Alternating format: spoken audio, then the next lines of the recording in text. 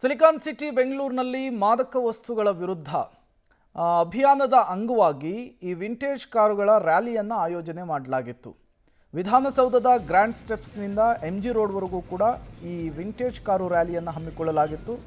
Vintage ಕಾರ್ನಲ್ಲಿ ಕುಳಿತು ರೌಂಡ್ಸನ್ನು ಹಾಕಿದ್ದಾರೆ ಗೃಹ ಸಚಿವ ಡಾಕ್ಟರ್ ಜಿ ಪರಮೇಶ್ವರ್ ಅವರು. FHVI ಸಹೋದ್ಯೋಗಿಗಳೊಂದಿಗೆ ವಿಂಟೇಜ್ ಕಾರು ರ್ಯಾಲಿಯನ್ನು ಹಮ್ಮಿಕೊಳ್ಳಲಾಗಿತ್ತು.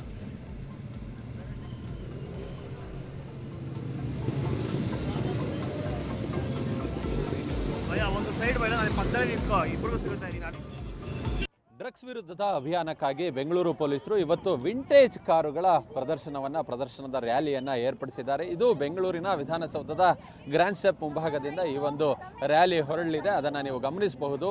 Federation of historic vehicles of ಇಂಡಿಯಾದವರ ವತಿಯಿಂದ ಅವರು ಈ ಹಿಂದೆಯೇ ಸಹ ಸಾಕಷ್ಟು ವಿಂಟೇಜ್ ಕಾರುಗಳ ಮತ್ತು ಬೈಕ್ಗಳ ರ್ಯಾಲಿಯನ್ನು ಮಾಡಿದರು.